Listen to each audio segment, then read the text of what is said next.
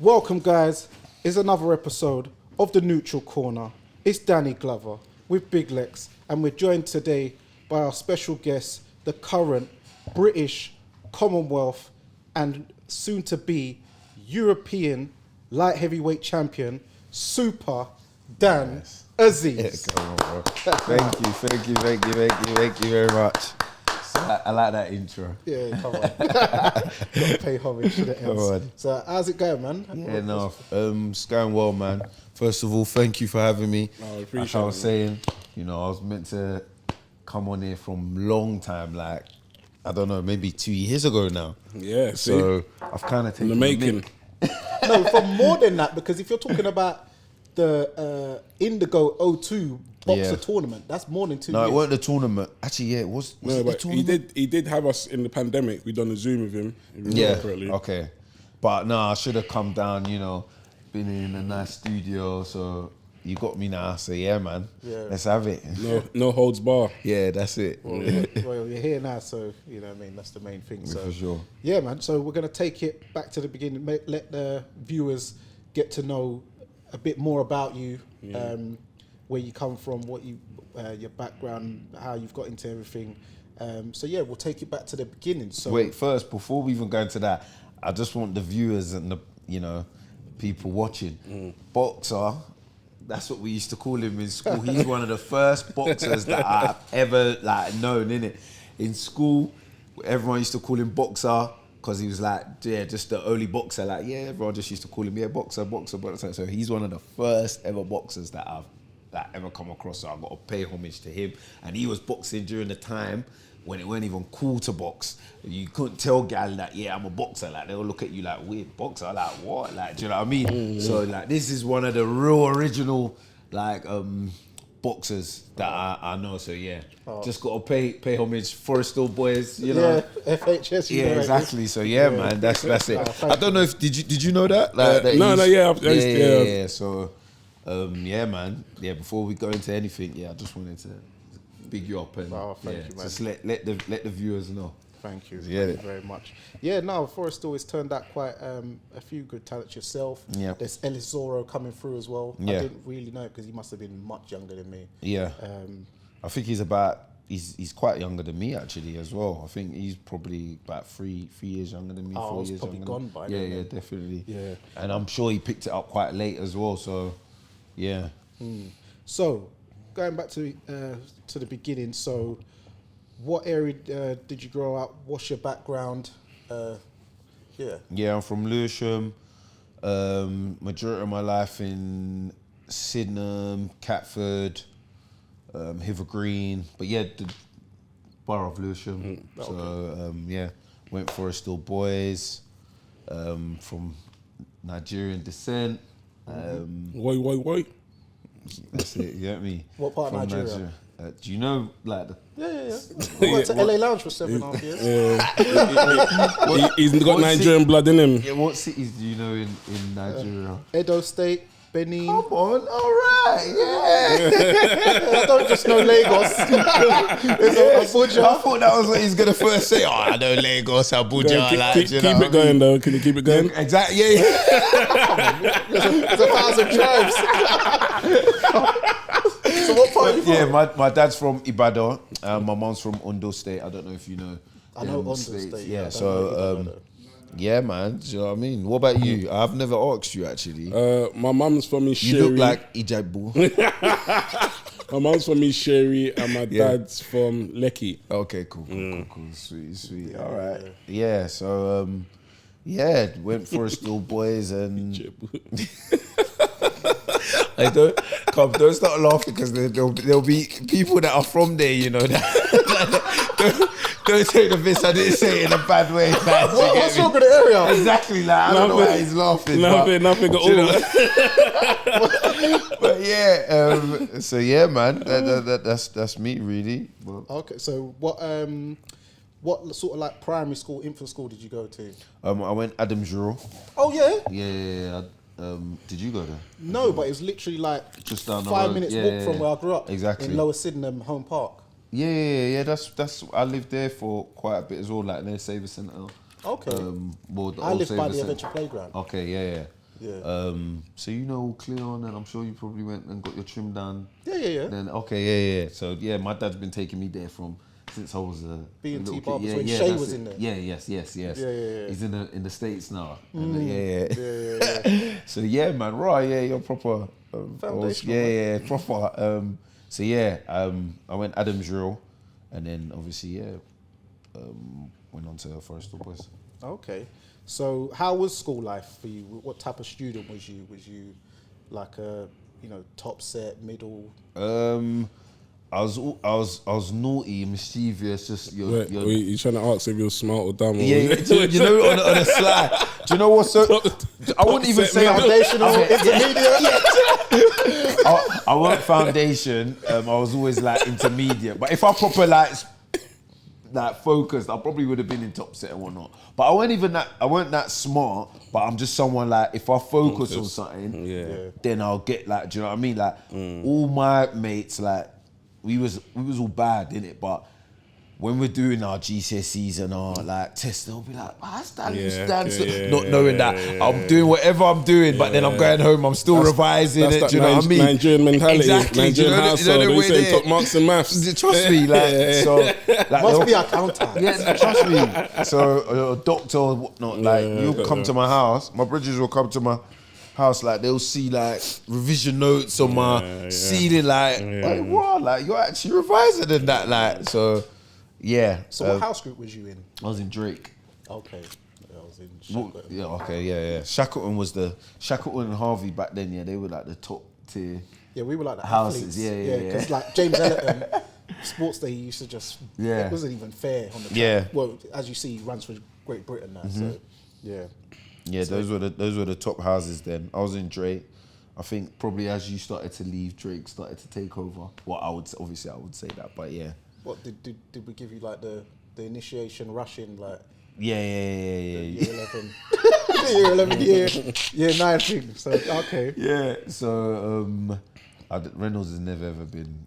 No, but apparently, because my little brother, he only just left there probably a couple of years back. But he was like, "No, Reynolds is the like." Yeah, over time things can change. Yeah, do you know what I mean? Yeah, so. So then, what happened after? Did you go to college? Okay, so after I got my GCSEs, and then I stayed in the sixth form. Okay. Yeah, I stayed in the sixth form. So it was I was at Sydenham Girls. I had some Hillside. subjects. Yeah, Hillside. So I had a subject at Sydenham Girls, Forest Hill Boys, and Sedgehill. So I was across campuses. What was you studying? I think I tried to study law at first, but that was just a myth. Dropped that. I had there was one, I think general studies, business, RE. Yeah, I think This AS. yes, Yeah. and media. Yeah. So did you like RE in school? Not really, but I thought it would be easy. Yeah, I thought it would be easy, and it was because I got a decent grade in it. So yeah, I think I ended up just doing business studies, media, and RE. Okay, yeah. And then did my 2 years there, and then went on to university. Okay. Went on to uni, Essex University, it's in Colchester. And yeah, Did Finn go to that uni, the heavyweight? Who? He didn't go there, did he? Johnny Fisher. Fisher, yeah. Did he? No, I'm not you sure, I went don't to think one so. kind of far out, you know. Oh no, I thought Yeah. you said you went to that uni. I'm bugging, but yeah. Yeah, so So while you was at uni, yeah. so when would you say the boxing? Oh, the boxing came. Do you know what? When I was like probably secondary school, there was a club. What's the club in that? It's on the way to Catford. Honor Oak. That's it. In Oh, no. Elm Lane. There we go. Yes. So this guy knows. He's a face story, man. Master aficionado, man. I said that on the road. I remember because obviously, you have your fights on road and whatnot, and I always wanted to be able to defend myself. So I remember I went down. I had some older friends as well. They used to box, and so I thought, oh, you know what? Let me try go down that gym. I remember I went down there. That was my first experience of a boxing gym, and it was just musty, like the smell, like Stinky glove. I was like raw, like I remember. Do you remember Tom Ascot. Yeah, Tom Ascot. Rest in proper, peace. rest in peace. Imagine my little brother started boxing before me, and that was his coach actually.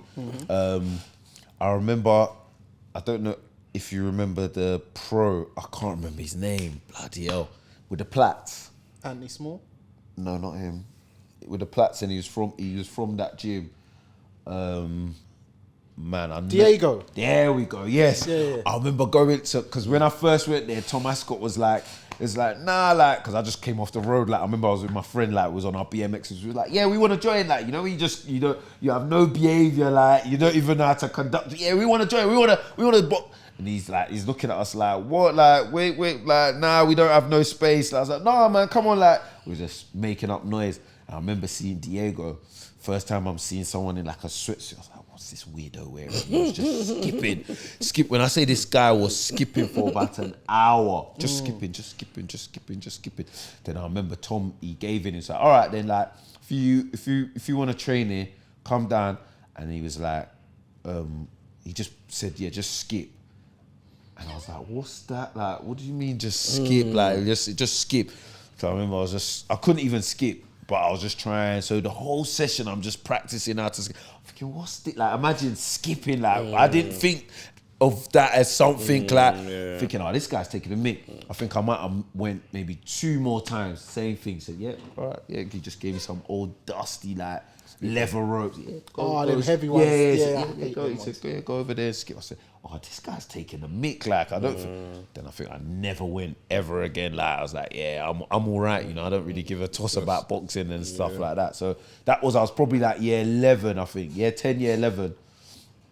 And then, I went to uni, and that was the insurgence of like YouTube.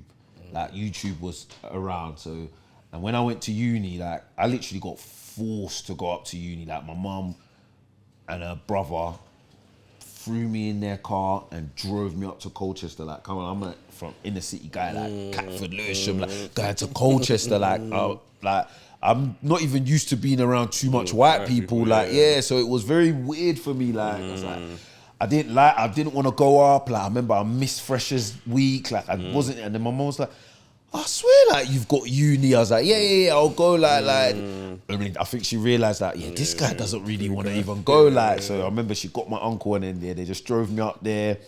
I remember I just went into my dorm, and then I just was on the bed. Like, I was just like, oh man, like, this is long. Like, I didn't want to be there. And you got your roommates, they're knocking in. Yeah, oh hi, yeah, we're going out, we're going to the pub, like, or this, like, if you want to. I'm thinking, what's this? Like, I wasn't on it, like. So I remember I used to have my laptop, so I always used to be on like YouTube, and then I would just come across like some highlight reels. Like, I remember exactly who they were. It was like David Hay, John Pascal. Mike Tyson, obviously. Who else was it?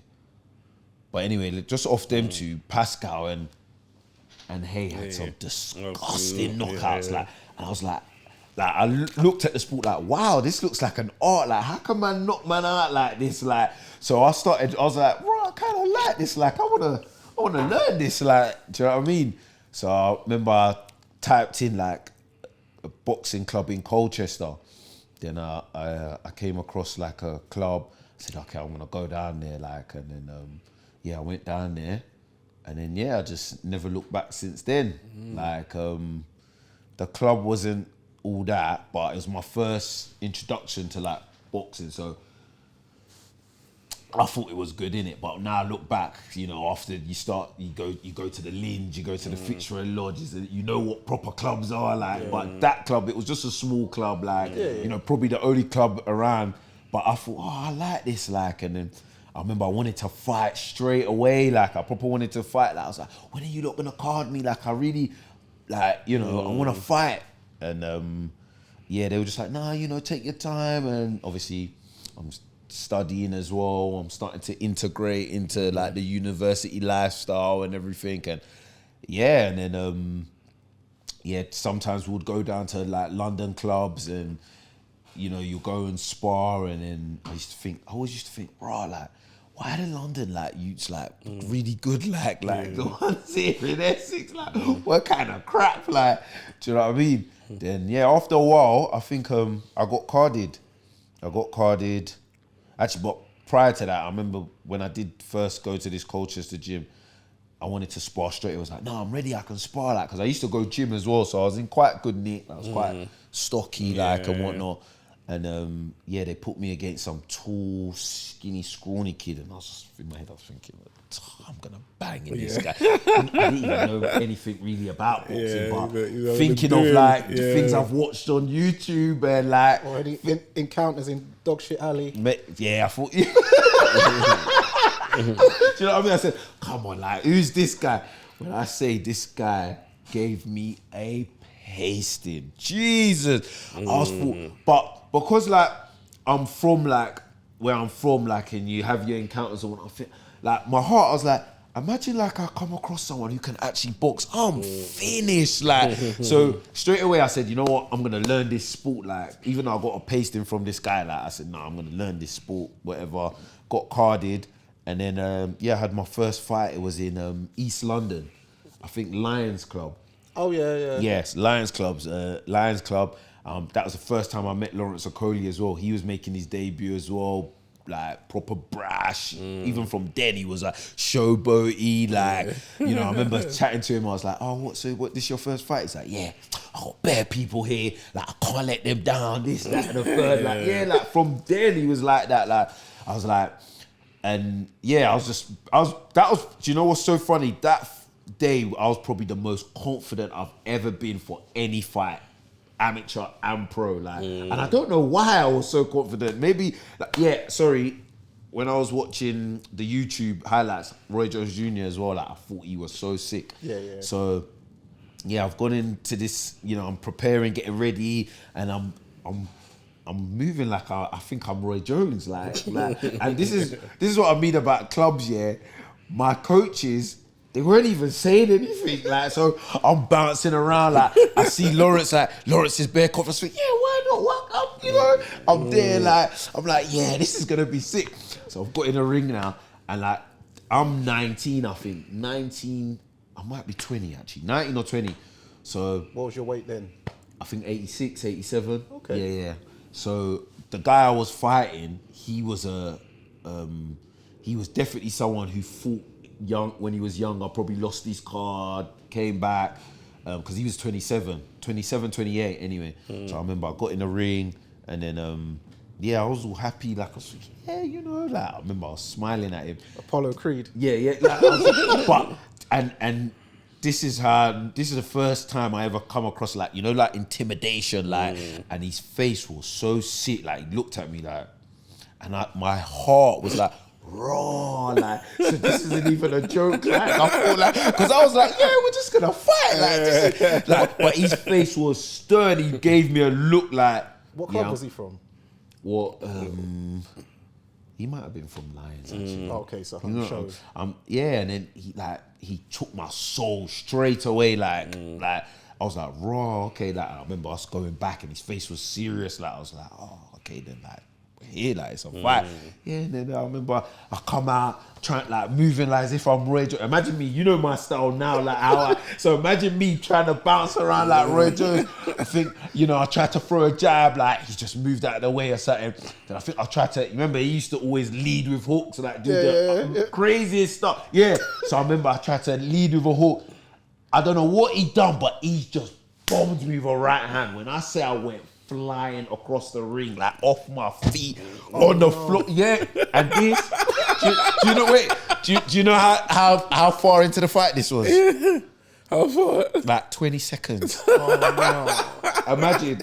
So this is 20 seconds and I'm on my back, like, but one thing about me, I know, like, I've always got heart, like, because I didn't like think, oh shit, let me get up. Then I'm still a bit unstuck, and you know, in the amateur straight away, it's like, no. I was like, no, imagine, I was like, no, and I remember I brought my brethrens down, like, come on, like, you know, your brethrens, they're just gonna be laughing, like, do you know what I mean? My sister was there, like, I was like, oh my, I was so, like, if I could ever cry, that would be a day, like. And then that was my first experience. But I know, if that was anybody else, they would have said, I'm all right, you know, this boxing thing's for me. Yeah. But me, I just said, nah, I've got to get this right, like, do you know what I mean? And then that's my journey just started from there. Well, that right there is automatically a testament to persistence beats resistance. Because I've seen enough man where they get that 5, 6, 7, 8, and it's like, and the way he guides you, and you hear the clapping, and you can hit, and that clap is a soul-breaking clap, you know. Mate, like I've seen man cry in the back. I remember it's like I was gonna fight the rep. Like, why are you? But obviously, I weren't in no position. Like, do you know what I mean? And it's the amateurs as well. Like, they're not gonna let you take a beating. Like, but I just felt so like embarrassed. Like, I thought like, raw. Like, how can this happen to me? And like, I must say so myself. Like, I thought I could handle like. When it comes to like just, you know, road fighting or whatever, like I thought I could handle myself, like, but that was a real like crushing, like, do you know what I mean? And I know, just like I said, anybody else would have just said, you know what, forget this man for a laugh. But yeah, that was where the Dan Azeez story started for me. Would you say that happening put you in good stead in the rest of your amateur and pro career? Cause yeah, it did, but like I was always like I said, that fight is probably the worst fight I've ever had, but I was the most confident. So imagine any other fight after that, I've never ever, it's always, you know, I'm always not expecting the worst, but my mind, like, it was just an eye-opening. But yeah, I would say like it put me in good stead, and, you know, just tested my courage, my will, and whether you actually want this boxing thing. Because like I said, around them times, there was no, you know, AJ or your Canelos and stuff. Like, it weren't a cool thing to be like a boxer or anything like that. So I didn't have to do it. Like, I could have just gone back to my uni, and I was a decent footballer. Like, I used to play for my uni and what was you studying at uni? Accounting and finance. Okay. The obvious, like, do you know what I mean? Real Nigel. Do you know what I mean? So yeah, man, that really was a test. Like, you know, okay, do you want to do this or not? And yeah. So how long did you stay at the Essex club, and then what club did you go to after? I stayed there all my life. Oh, you stayed there the whole time? Yeah. So basically, there was that club, I didn't actually. I think I had one more fight and I left. And then there was a coach who was doing his post-master's degree. And he knew a bit about boxing. And yeah, we just set up a club at the uni, like, ourselves. Like, so we'll just go all over the place, like, fight all over the country. And then obviously I was fighting, doing ABAs and stuff, and it encouraged other students to join and stuff. So I just stayed at Essex University. And obviously I'm from London, so when I'd come down here, I would, you know, go to Honor Oaks or even Palmer's. Like, I was down there quite a bit. Yeah. You'd go to your Lins, I'd spar with Richard Riakpour and stuff like that. So yeah, like, I had a good little like base away from home, and when I came back as well. So yeah. Yeah. So what was your ultimate decision then? What was the turning point in your mind where you said, I'm gonna go for this, I'm gonna turn pro? Well, to be fair, when I was an amateur, I didn't ever want to turn pro. I didn't rate the pros like that. Like, not that I didn't rate the pros, but I thought it was more gimmicky. Like, I rated the amateurs. Like, amateurs were good. Like, it was, in my time anyway, they was good amateurs, and they were solid, proper. I proper respected them and rated them. Like, I thought the pros was more of like, more gimmicky. That's like, so I never ever, in my head, I never ever thought, oh, I'm going to turn pro. But then, you know, I got to the semi-finals a couple times, quarter-finals, and like, I remember that's when I met my trainer, Brian O'Shaughnessy. He was training Sonny Edwards, the Edwards brothers, Charlie Edwards, and then, And yeah, he was like, yeah, your style's like more suited to the pros and whatnot. Like you start off late and then you finish off strong, and that's always gonna be your undoing. Like I was like, yeah, like. But in my head, I didn't think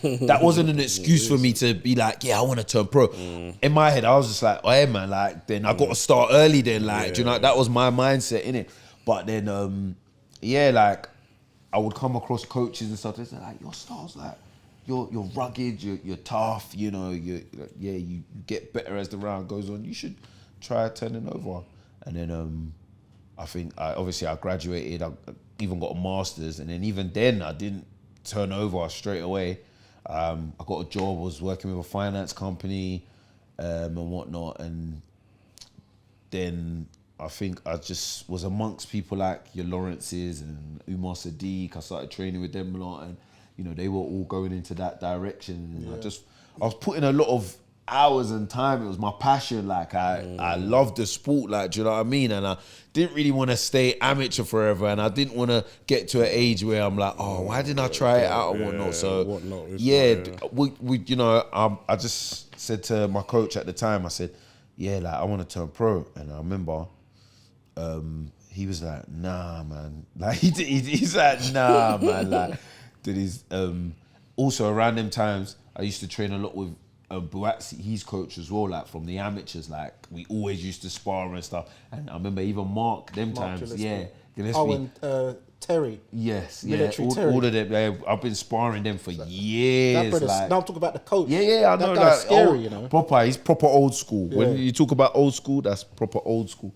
So I remember even then, they always used to be like, nah, man, like they didn't rate the thing. They're like, nah. So I remember Brian was like, all right, you know what, go and do this. I think it was like a unlicensed thing. So let me see how you doing that first. Like he proper wasn't like, he didn't want me to turn over. Like he's like, nah, go and do this. But I think he was like testing how much I really wanted. No, how much if I did turn over, whether I'm gonna be really dedicated. Because remember, you're getting older as well. Like when you're younger, you don't have that much responsibilities. You can kind of do whatever you want. Like so, and he didn't want to train someone that exactly. So he just kept giving me tests, and you know, I did an license, knocked out the guy, and then amongst other things, I'm sparring a lot of like pros and stuff. I'm doing all right, and I think he could just tell that. Look, yeah, this guy is dedicated. He's consistent. He's always here. Like I said, I was working for a finance company, so I work 9 to 5. Then in the evening, I'm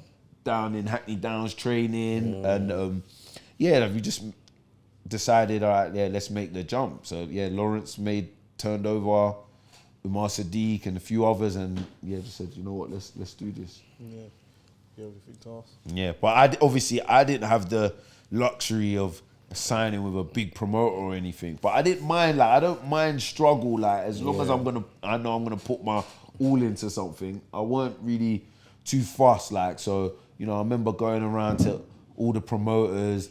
Matchroom, they weren't interested. Like Frank, I remember I went to Frank, and one of the guys there just like. He just said, yeah, just sign this. Like, and from then I just said, nah, I don't trust that. Like, how can you just tell me to just sign something? Yeah. I sorted that off, and then, went to a few small hall promoters, and then, obviously made the jump with Elite Eating. Okay. Yeah. So talk us through your pro debut, how you felt the lead up to it, what was the mindset, and what differences you found between the amateurs and pros? Everyone always says the gloves. Yeah. Because remember, and us lot, we always used to train in big gloves, like 18 ounce, 20 ounces, and you know, like, so when I'm first putting on these 10 ounces, I'm like, raw, these are really like, is this how it is? Like, so, and it just felt like my day, like I was fighting for the first time again. I don't know why, but it just felt like that. And the main difference was I remember the journeyman's head was tough, man. Like I felt raw. Like I remember I've hit people in sparring and they've gone over with lesser punches. Like this guy was really conditioned. Like I dropped him I'm sure I dropped him twice, but I remember just hitting his head and it was tough. Like I thought, raw. Okay, this is the pros, man. They're more, you know, they're not as more durable. Yeah, man. So that was I remember that was the main thing that I realized between the pros and the amateurs. Yeah. So you started progressing through, and then where I first started taking notice of you in the pro game is when you had what I would call your breakout fight against Charlie Duffield. Yeah. So how did that come about? And Just for the obviously. record, I was taking notice of you before that. Okay, thank you. No problem. Which fight? just for the record. just for the record. But we don't care about the journey, man. But he's been taking notes, so like, you get me? No, for sure. But yeah, I remember of it. I think I was like maybe 6-0, 7-0. I can't remember. Anyway, and it was that time to make the crossover, like, you know, go for a title. And I remember even Sorry to cut you, but I remember that fight, and people were saying it was too early for you. Yeah, because Charlie was a good fighter, very good fighter. He was a good amateur. I'm sure he made it to the finals of the ABAs, and you know, he had good pedigree. He's strong. Like, we both used to train at the same gym, Peacocks, and you'd see this guy lay people out. Like, imagine that's someone you're gonna fight. Like, do you know what I mean? Like, he was a strong puncher, and my trainer at the time, Brian O'Shaughnessy, used to train him as an amateur, so he knew him quite well. But that was also why he was quite confident. And I remember with the Southern area, that was the belt that I was more fearful of, because all the Southern area fights I used to see were proper, like 50-50s, like, do you know what I mean? So that belt, like, I can't even lie, I used to think, can I even win a Southern area? Like, I'm not gonna, I rated the Southern area proper, like, I rate it more than the English title. And that kind of goes back to when you were saying why you saw pros as a bit gimmicky and why you rated the amateurs, because in amateurs, there ain't no ducking. There ain't no hiding. It's 50-50. Yeah, exactly. You get who you get. Exactly. Sometimes you turn up at a show, you don't even know who's got weighed in and done the whole breather with the little do you know what I mean? Exactly. So that's why you know, and with the Southern area, it was always the people that were good as the amateurs that were coming up and just try. So all the fights I used to see, I just think, wow, like, raw, like, so it's gonna be hard for me to get like a Southern area, but okay, when we get there, we get there. And then, so yeah, I think Charlie was training with Dillian at the time, or Tibbs and all of them, and he needed a fight, and yeah, I was like, yeah, it's now or never. So it was a great platform to like showcase. Yeah, showcase. Yeah, exactly. So I thought this is a no-brainer, but yeah, like, and Charlie as well. I'd always sparred everyone in Peacocks that was near, like, either super middle or light heavy or cruiser, and I never sparred him, so I knew, like, yeah, we're gonna fight then, like, do you know what I mean? Like, so yeah, and then the fight come about, like, we got the game plan to a T, and yeah, we put on a that fight. I was surprised because you boxed. Yeah. No, because my coach was like, hey, listen, like, chill for a bit, don't just go out. And I remember, like, that fight, the first round, we both exchanged jabs, and his jab was like a right hand. I said, yeah, I'm all right. Like, this isn't the time to be doing bravado down and going 50-50. So let me just chill. Let me just pepper him a bit. Boom. And the thing about Charlie, he's not somewhat, well, in that fight anyway, his power didn't keep, like, it didn't stay with him. Like, it went down. So as I got comfortable, I was like, yeah, I'll stay in there with him and whatnot. So, yeah, and then his eye obviously went from the first round, so that was in my favour. And yeah, like I said, we just got the tactics to a T. And remember, my coach has trained him, so knows him quite well. And yeah, man, I was just happy, man. I thought, like, raw, Sky Sports. Do you know what I mean? Like, a lot of people watched it, and I thought I might get signed after that, but yeah, it didn't quite happen that way. So yeah. Well, to be honest, your pro career has been very exciting. If you talk about significant fights, after that, are you capturing the British title? No, English first. English, but that was a dead fight, I'm not gonna lie. The guy I fought. The guy from Newcastle. Yeah. That was Lawrence Oswecki. He didn't. I remember when he knocked out my friend Reese in he was a good amateur, innit? No, but he was a sick amateur though. That guy that you fought. Lawrence Oswecki. Oswecki. And when I first turned when I first started boxing as an amateur, these were the guys that were even Charlie boxing for as well. England. Yeah, these were the guys that I was like were the top elite guys. Like, so it's funny, like my pro career, the guys that I probably couldn't even lace their boots in the amateurs, a lot of them I fought them in the pros and, you know, done my thing against them. Like Charlie, he was ABA finalist or whatnot. Zwecki on the England squad. Hosea won ABAs before. Rocky Fielding's won ABAs, or he's been in the finals before. Who else? Yeah, like, so it just goes to show the amateurs and the pros are two total different. Yeah, that was Saki. He didn't come to do Yeah, anything. exactly. So He didn't. That's why I didn't even, obviously. Yeah, I wasn't happy with that fight because especially like me, as well as I want to get the job done, I want to entertain. I want people to but he didn't really come to. He didn't come. He wasn't a good dance partner anyway. So but I captured the English title. So there's Osea Burton fight. That a lot of people, there's whispers that, you know, he's too good for you. Yeah. Too big for you, too strong, this and that. Obviously, he had Tyson Fury in his corner as well. His cousin. His cousin. A lot of people are saying a lot was against you, but he boxed well in that fight. Yeah. Man. He boxed very well. And I know if he had beaten me, they would have loved it because every time, because he probably would have signed to Sky afterwards. And, you would always have Tyson Fury there, like, do you know what I mean? So, and he's a good talker. Yeah, 100%.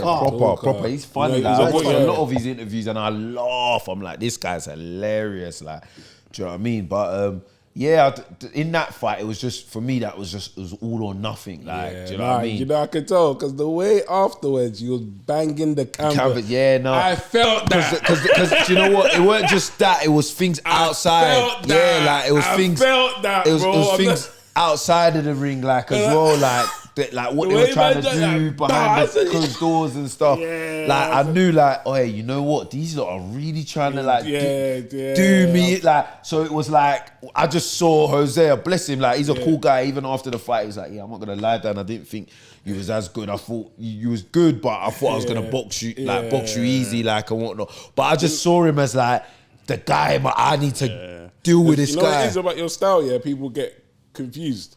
They think you're on range. Yeah. But you're not in range. Yes. And you do this thing, so like I'm giving all the gems away. No. But you do this thing, where you change your distance and it's bare awkward. Shaq said that in the after the fight as well. Like, this guy must be an engine. And you do it every round, like.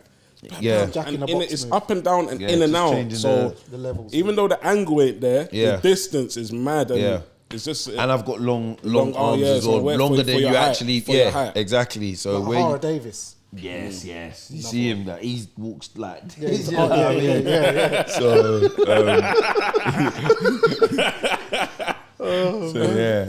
So when you won that, I was man, I felt that, man. Mate, I felt it for myself, man. I swear that like, there was all my friends, everybody like was like, yeah, this is do or die, Dan. Like, do you know what I mean? Yeah, like, man, you gotta do this. So let's talk about you were saying there was things going on behind the scenes, because I remember when we met up in Hyde Park.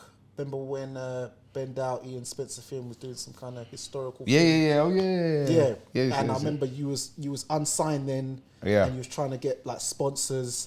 And so how was that time for you, and how difficult was it? It was very, very difficult.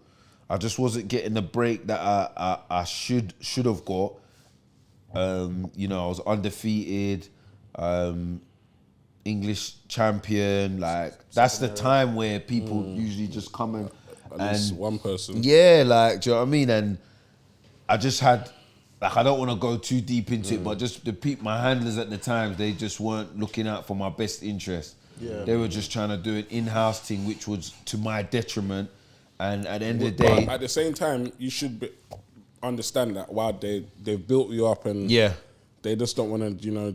But it's, do you know what? It's like, you would say that, like, they've built you up, but again, like, I don't want to take the credit for a lot of like my career, but trust me, man. Like, do you know what I mean? Yeah, I'm telling you, man. This game ain't easy, man. Like, I get kids all the time message me like when they see me. Oh yeah, what do you think? I want to turn pro, and I tell them, look, hey, this ain't easy, you know. Like seriously, like, there's only a small percentage of fighters that actually make it, you know, and I'm talking about you get decent purses, you know, and you're in the public eye and whatnot. Not a lot of people, like, you got to really separate yourself and really put in the graft to get somewhere. So yeah, man, I told them, look, listen, if you can be a YouTuber, man, listen, build your YouTube from now. Like, you see how much KSI and all of them, like, I say, listen, go and build a page, and then one day just say you want to box. Like, trust me, you'll make ton of money. You can say you box, and do you know what I mean? So. Because even going back, funny enough, we talk about that. Yeah. I was watching the Misfits card yesterday, and that Salt Pappy guy. Yeah. I think if he was to, you know, really give it a go, I think he could do something. But maybe it's a bit easier. He's alright, isn't it? Yeah, I spoke to him after when he knocked out the guy in the first round at the O2 last year, and I was like, because I watched him, I was told the moves, and I was like, I said, you've boxed before, ain't you? Yeah. He goes, yeah. I said, what, you boxed as a kid, didn't you? He goes, yeah, I've been boxing since I was 9. I was like, I knew it. I was like, the combination you landed, the double right hook with the straight... but even which Paul brothers, he's not that bad as well. Like, Jake. Yeah, but he's been grafting. But that Salt Pappy, I could see straight, I was like, no, this guy's boxed. Before, when you saw Jake first on the first time, match, he just looked like a civilian. Yeah. So look, that's what I'm saying. Like, these lot, they can just go like do the whole YouTube thing and whatever, and you know, then maybe start doing a like boxing career and whatnot, and they're making tons of money. Whereas us lot, we didn't give a toss about YouTube profile. Our thing was, look, we want to be a champion. Like, you know, it's about the boxing, and then maybe later on we try and build a profile. Nah, it's the other way around. Like, so yeah, man. Yeah. Game's changed, man. Yeah. Changed a lot, bro. See what I'm saying? So yeah. So then, was you able to then sort out the deal, sort of like get onto the boxer show, because you was with MTK, and then you managed to get on. Well, after I fought Dufford and I beat him, this is where the kind of turmoil happened. Yeah, it was starting to, because straight after that fight, not Eddie Hearn, the dad, Barry came up to me. He's like, oh, who the hell are you? Nah, what is, like, you definitely be hearing from us. Like, love the shorts. Like, obviously, he's an old school, innit? Love the shorts, high. So he was like, no, what a performance. So I'm Southern area. I just performed the best I could have ever done. Barry, the boss, like, not even Eddie, the big man's come up to me. So I'm thinking, oh, I'm gonna get signed. Like, then I'm like, 1 week's gone past, 2 weeks gone past, like, I'm not hearing anything, like, and then so that's when all the nonsense started happening, and I was realizing, something fishy's going on, and then man, after the Hosea fight, Sky straight away they just said, we want you, like, do you want to sign with us? Obviously we had offers from other people, but Boxer, they had Sky, which is a machine in itself. They didn't have no light heavies. Obviously DAZN have their light heavies. Frank has his. It's a no-brainer. So Nick Hennessy had his. Yeah, exactly. So there's I just went with them. They made promises, and they've stuck to them. They've stuck to it to a T.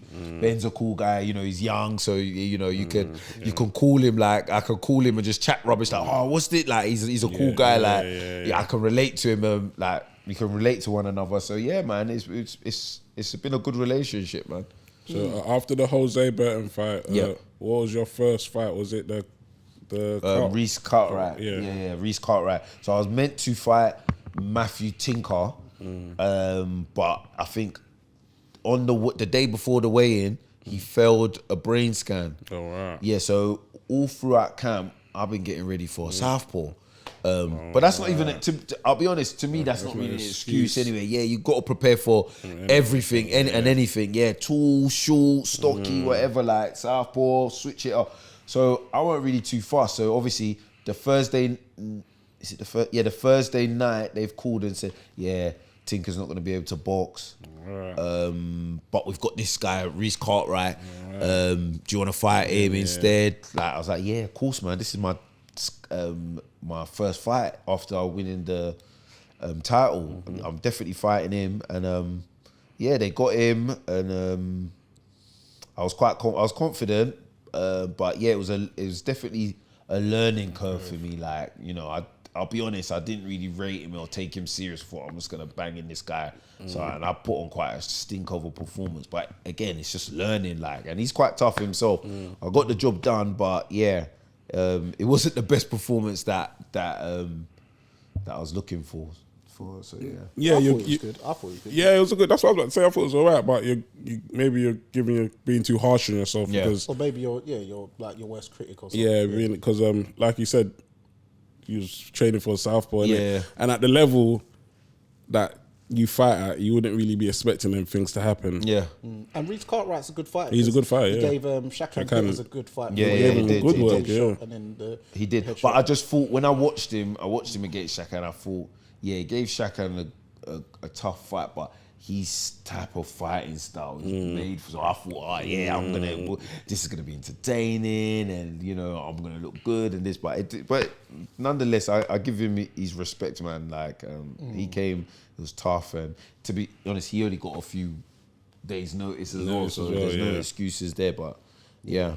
The Shakan fight, you know, it was a good fight.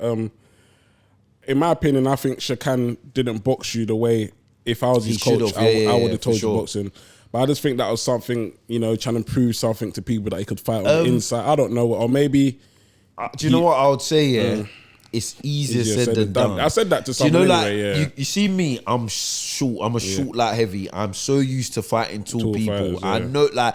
Of course they're gonna try and keep me long, and like if I can't negate that, I can't, then I'm done. Like I would have lost to Jose, I would have lost to all tall. I'm like a midget in the division. You're a lot of like I won't say small, like you're like I'm like 5'10". Like most people, like if you check his opponents, if you go like 6'4". Jose Burton 6'4", Cartwright 6'3", Rocky Fielding 6'4", Shakan Peters 6'6".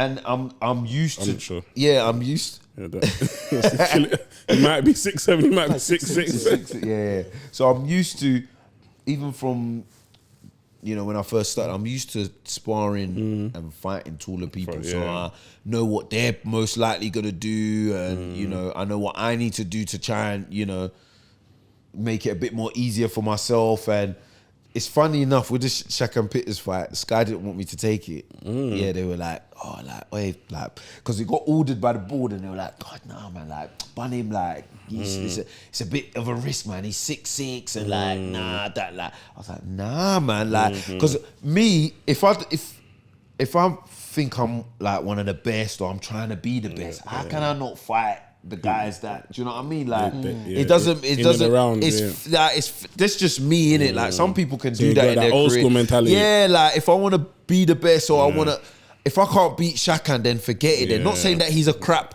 fighter. He's a good, very good fighter. Even Buddy McGirt, that was the first time he was in my corner, and he said exactly what you said. Like, if he fought how he's supposed to fight, he'll be a very dangerous fighter. You know, like, do you know what I mean? And yeah, like, they didn't want me to take the fight, but I was like, nah, man, like, you know, it's been ordered. I worked my heart off, my socks off to get this belt. I ain't just vacating it. Do you know what I mean? We're fighting him, and he was game as well, and he was very confident. He thought he knew what he needed to do to. It was a 50-50 fight. On paper. Yeah. Let me not even say that, because in the fight, it wasn't as if like it was easy. Like, I won't say that. Shakan's a good fighter, and I respect him. But yeah, they didn't want me to take the fight. You know, I done my thing, got the win, and yeah, just on to the next one. So now, like, obviously, some other stories I want to ask you as well. Yeah, please go far away. So obviously, it's good. It's safe to say you're established like everywhere in UK now. Obviously, I hope so. I see you sparring Beterbiev, and we see that Beterbiev is fighting Anthony Yard. Obviously, I don't know. Have you sparred Yard? Yeah. How do you know I sparred Yard? I know. Bloody hell! But do you know why I say that? Because I sparred him time ago. Like that the Peacock days. Yes. I sparred him time ago, and I remember it was me, him. There's another guy, Ola Lausa, that I came up in the amateurs with, and it was just us three. No, and another 4 people was just doing round robin, like, and we wasn't like. it was one of those spars, we're not stopping. We're just going to keep going. Like, do you know what I mean? He didn't want to give up. All of us, like, we just kept going. Then I remember it was just ended up me, Yard, and the Ola guy. And then, we was just sparring for hours, literally. And then I remember Yard was just pissed. He's like, I got caught with some shots and I'm not happy. He was like, no, you're good. Like, I remember with him, he was sharp, like, and he could like do shit like Roy Jones, like lead with a left hook and they're sharp, pinpoint, and he had a little bit of snap to it as well. So that was when that was years ago. That was the last time I sparred. I was meant to spar him like maybe a year ago or something, but it just never came about. But I went out to Canada to Beterbiev's camp. Yeah, Beterbiev, when he was getting ready for Joe Smith. I was in that camp and I learned a lot, man. Being around someone of that caliber. I heard he dropped you like 3 times. Oh my God! You wish, mate. You wish.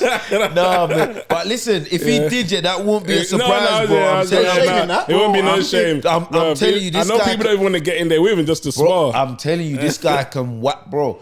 There was one spar. I remember there was about, I'm not even over exaggerating. There was like 6 people for him, just him, like, and like I remember like we like after like that spar. I remember like maybe another day when we would spar, like we would get in huddles, like we'd be like, all right, cool, you're good at with the left hook. Make sure you like whack him to the left hook so that when the next person comes in, like I heard there was a thing where you lot were sending Bolotniks in for first tips. Bolotniks, me and Bolotniks, we was like tag team partners, like Jeff Hardy. I'm telling you, bro, like he would be happy if I'm going in first, or I'll be happy if he's going first, because whoever goes after, we've softened him down like straight. Then you'll get some other like guys who just like dance around, so they're not doing nothing. So when we go in, like he's still fresh, like do you know what I mean? What was Lyndon saying? Do you know what? Lyndon came, I think the last week. So when he sparred, he was only doing like 2 rounds, and he was all right. Like Lyndon was, he would use his jab. Like movement. I'm not gonna lie, like he was decent. Like, do you know what I mean? But by when he came, Beterbiev was like coming down, tapering down. And another thing I learned, like he takes like nearly over 10 days, like doesn't do hardly anything. He just tapers down. Like, do you know what I mean? Like, so And the sparring days were funny. Like you'd get guys like who like they wouldn't do nothing, and would like me, Bolotniks, or someone else would be like, oh, like you didn't even do anything. Like we'd be pissed, like because we're in next. No, but you're on the computer game. You're trying to take that green bar down. Exactly. You're trying to make exactly. So I always even say to Josh today, like I say, bro, like even though like Bolotniks was like a tough fight for you, like mate, that's a good like win for you. Like Bolotniks isn't shit. Like he was putting in work, man. Like I respect him. I like fighters I've seen like other side of fighters. Yeah, man. So, I say, bro, listen, that was a good win for you. Like Bolotniks, for you to knock him out as well. He's a tough motherfucker. I'm telling you. Because that match, Waxy had of him wasn't like it wasn't straightforward.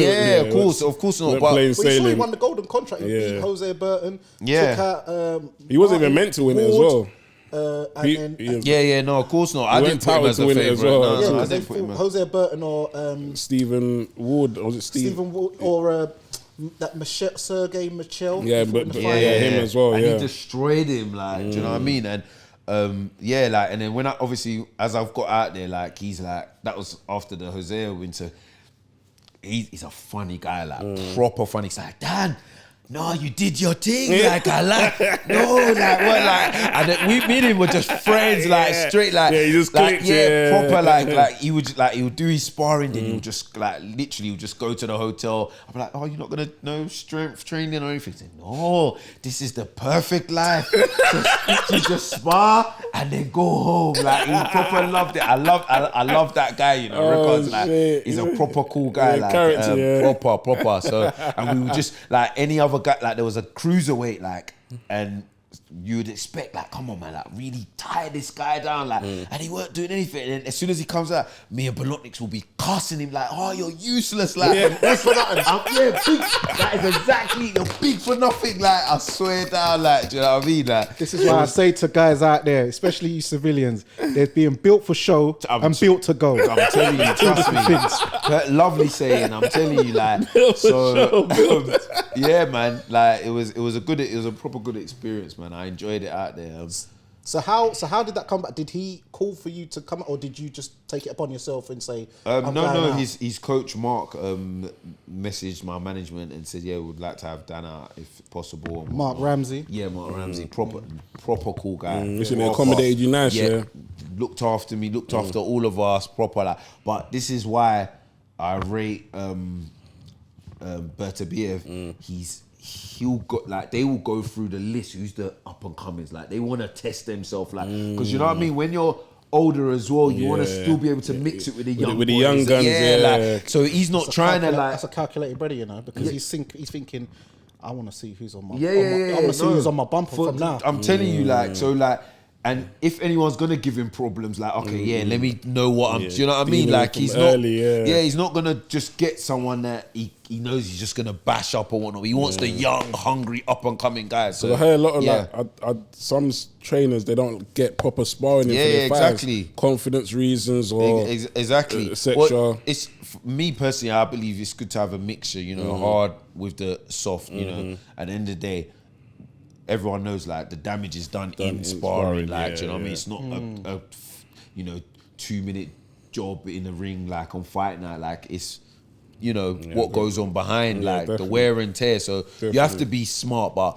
you also got to remember you're gearing for war, like, so you need to know how it feels, you need to know certain situations, like, when you're tired and you need to know how that feels, and so yeah, man. Well, what I rate about that is because when I first saw you out there, I saw you with the Crusher, Kovalev. So I was like, and I was thinking, when I saw you take a picture, I thought, man's face looks clean. I was thinking, but you know what? Do you know what? But I like Kovalev's a funny one. Like, you spar him, he's not trying to take your head off. Like, he's actually, like, he just walks it. Yeah, like, he's, you know what I mean? Working on things in there. Yeah, like, he's actually, I don't know whether it's if he can't be bothered or he's just, but he's not like, he's not, sparring, especially because we're both with Buddy as well. He's not trying to fucking kill me. Buddy would just say, forget it. Like, so, do you know what I mean? So that was good work.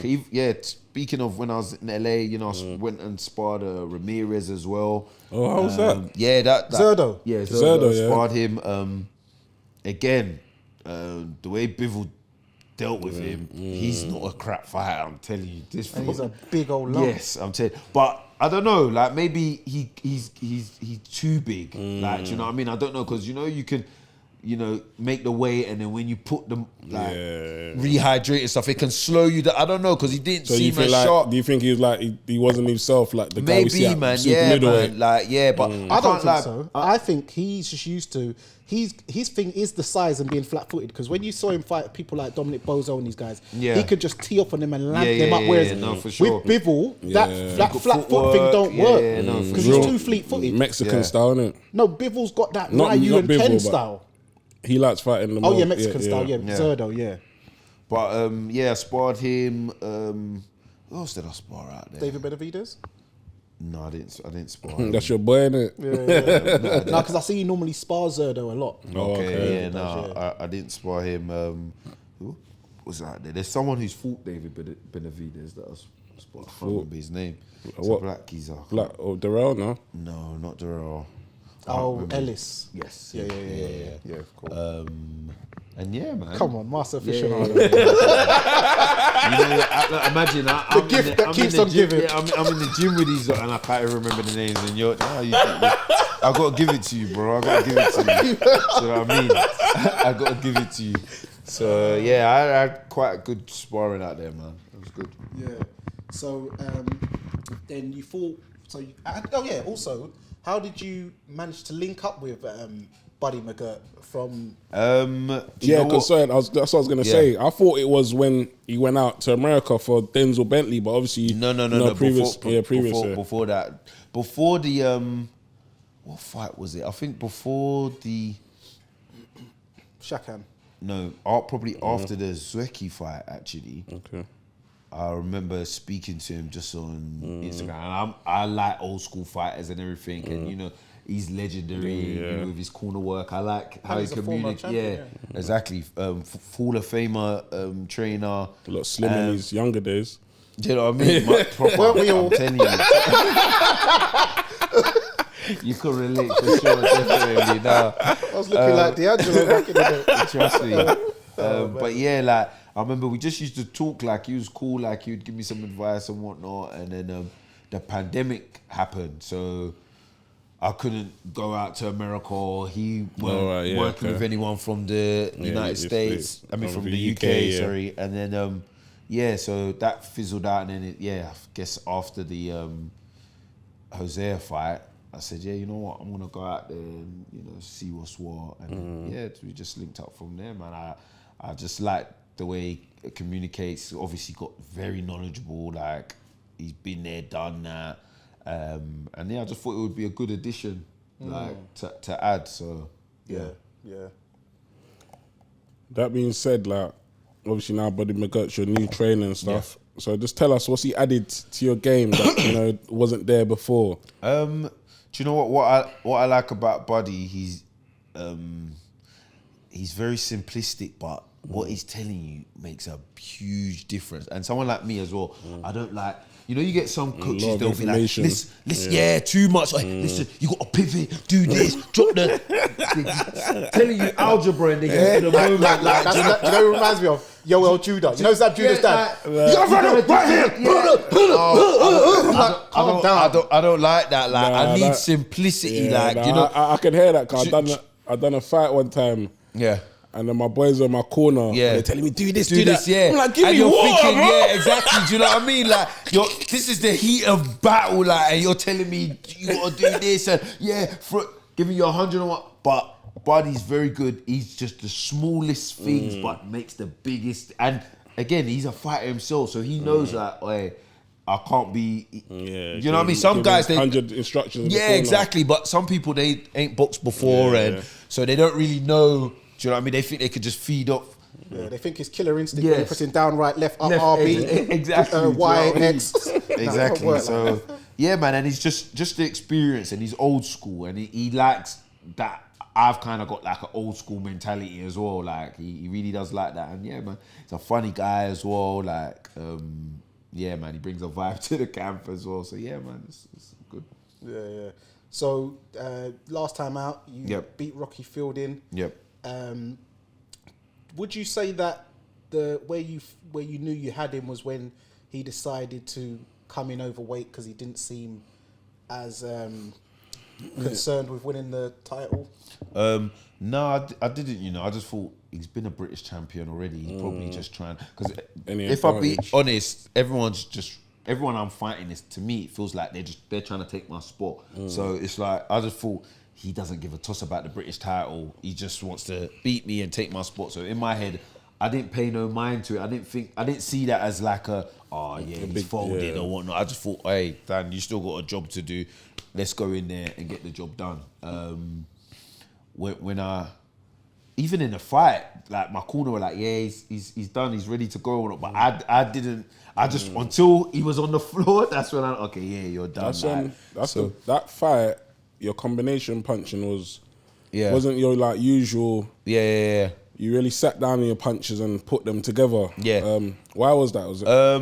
Again, just experience. Obviously, I'm learning a bit more, and you got to remember the higher you go up the levels, you can't be.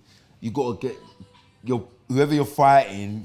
They got to give you some respect, just. Again, sparring all these guys as well, you can tell the punch difference, and it's not about me trying to really load up. I need to get the technique right where I'm throwing and you're feeling it. But Beterbiev is a prime. If I was going to go on to that. He's like this. When he's sparring and he's boom, boom, boom, boom, you're thinking, he looks like he's not even doing anything. Yeah. Let the guy, when the guy comes out, his head guards all the way here, nose bars, he's all but he didn't even really do nothing to you. But it's his technique, and also he's actually just solid. I'll be honest. Yeah, even when he's got deceptive power as well, especially on the inside, because what he does, I remember when I first clocked, I was like, this is different power, you know. Yeah. Is when he was fighting Trevoris Cloud, and it was on the inside, and he was like this, just close up, just boop, yeah, and the side of his head, and the brother's like, exactly, like, what's going on here?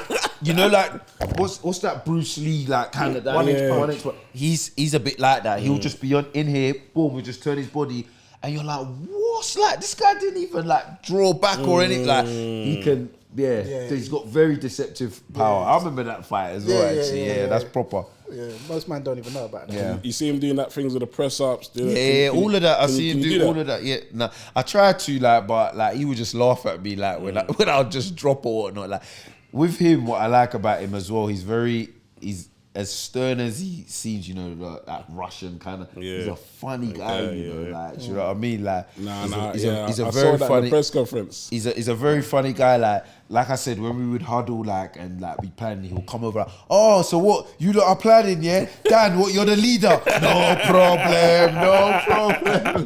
And everyone will just be laughing. I'll be like, no, Bolotniks is the leader. It was a good. That was a really good experience, camp, man. I really enjoyed it, man. Seriously. When I knew it was funny, it was the yard. The yard cover is like, I'm slow. He said, I'm slow. Yeah, please show me. And basically in his head, he said, no problem. I'm telling you, that's basically what he's saying. So Okay, so gonna wrap it. Start getting winding down now. So if you're ready for the penultimate round, What's this? this is a series You of didn't questions. tell me about this. You always do this. It's a series of questions. You said you watched the show. Two options. Come on, No, you're right. So you know what it is then, innit? Go on. You know what it is. All right, so here we go. Yes. Red corner or blue corner? Red. That's the champions corner, right? Home corner. Yeah. Yeah, red. Left hook or straight right? Straight right. Everlast or fly? Ugh, I don't like fly. I don't like Everlast either. I can't even lie. I don't care. You don't sponsor me anyway. So Cleat Arrays or Grants? Grant. Rival or winning? Rival, man. Come on. Yeah. All right. So for boots, Nike or Adidas? Ooh, I've I never had Nike boots. Adidas. Let's go with Adidas. Everlast or Lonsdale for boots as well? Lonsdale. York Hall or Wembley Arena? Come on, you're cool. Tupac or Biggie? Tupac. Nas or Jay-Z? Nas. Ali or Tyson? Oh man. Ooh. Jeez. Sure. Oh man. Oh, I can't pick. They are boxing. I can't. Yeah, they are. Please. Jack Johnson or Joe Lewis? Joe Lewis, easy. Ray Robinson or Ray Leonard? Ray Robinson. Jimmy Lennon Jr. or Michael Buffer? Michael Buffer. Mills Lane or Steve Willis? Mills Lane, man. Come on. Spence or Crawford? Crawford. Beterbiev or Bivol? Ooh. I'm going to go with Buffer. Yeah. Triple G or Charlo? Oh, I like Triple G, you know. Right now, you gotta go. I'll go. That's your. I'm going to go with Triple G. Devin Haney or Shakur Stevenson? Stevenson. David Benavidez or Caleb Plant? Benavidez. BMW or Mercedes? Mercedes. Audi or Lexus? Audi. Rolls Royce or Bentley? Bentley. For the girl them, dark skin or light skin? Dark skin. Slimline or curvy thick? What? He done this before. Yeah, you get me? Slim line. My friend is even Okay, he's been out on a few nights. Actually, I saw you exactly shut down.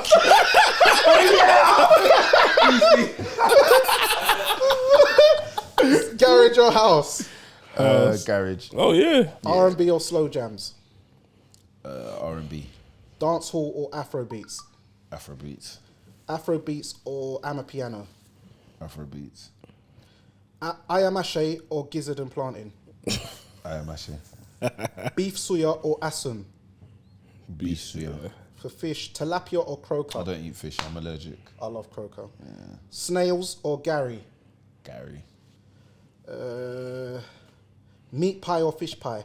Meat pie. Pounded yam or moi moi? That's not. What? Hey, you gotta shout me next time. Yeah, you done the mad. But I don't really eat swallow. So yeah. You don't eat swallow? No. What? I don't know. Oh, is it because of weight or because of gym? Since I started boxing, I prepared that. I've been trying to stop that for 30 Yeah, years. do you know what I mean? Egusi or ogbono? Agusi. Jollof or fried rice? Jollof. Eba or amala? Amala. I'm a Jamaican. I'm a Jamaican. I don't really eat swallow, but Eba. Eba, yeah. Yeah. 805 or Enish? Enish. Big up your uncle as well. Come on, man. Yeah, he's Big doing up big. my uncle. He's doing his thing. Big Do up you know what I Enish. mean? Wizkid or Burna Boy? Wiz. Davido or Asake? Davido. Tiwa Savage or Temi Alade? Tiwa. PDP or APC? What's that? I'm buffed. The political party, People's Democratic Party or All Progressive Congress? trying to get one on the political man. Sorry, I don't. Lagos or Abuja? Lagos. Yeah, and that's it for the penultimate round. Well done. Thank you very much. That was good. So, finally, Yes. we've got news. I read fire because you know I'm locked in. You know you're You've in got- there. Go on. Yeah, so you've got the European title shot Yep. coming up versus Thomas Foury Yeah. from France. Yep. And that is on February the 11th. Not confirmed, but yeah. Hopefully. Yeah. Oh, saw- if yeah, not, boxing ball email. Don't worry about that. Okay, I'll take it from you. So, yeah, but we'll see. I think it might be moved to March, but I'm not sure. Okay. but that's But- that's Yeah, should be your that's next locked fight. in. Yeah, that should be my next fight. Yeah. So Fingers so crossed. so was the Linden negotiations just not? It just didn't work. Yeah, out? no, they did. Apparently he was offered money twice, and it wasn't good enough for him. So Even he after your did- tweet. Yeah, I remember I can call Ben. I said, Ben, come on, man. Ben said to me, he's like, oh, so what, is that the fight you want? Should we make a proper offer? I said, yes. Like, I'm not in the game to like not make other boxers eat. Like, if he can make money as well, I don't give a toss. That's a sick fight. Yeah. So I don't know what they offered him again, but I think personally, I don't think I'm the route they're trying to go down at the moment. Not saying he's ducking me. Like, do you know what I mean? Not ducking, but he doesn't yeah. want Yeah, you'll that see kind each of other smoke. maybe another time. He doesn't want that kind of But smoke he's right putting now. it different, innit? Yeah. But yeah, no. But hopefully, we'll maybe we can get it on down the line. We'll see. Okay. Well, best of luck for your next fight. Thank for the you. European title, and yeah, we'll definitely have you back on, and you can bring all the gold here, like Yeah, looking like Kurt Angle. For sure. Come on, man. That's it. The belt Yeah, collector, man. innit? Thank you for coming on. No, thank you so much, man. I appreciate it. Thank you so much. Yeah. Love, man. So yeah, guys, there's another episode of the Neutral Corner, joined by the champ Dan Azeez. It's Danny Glover.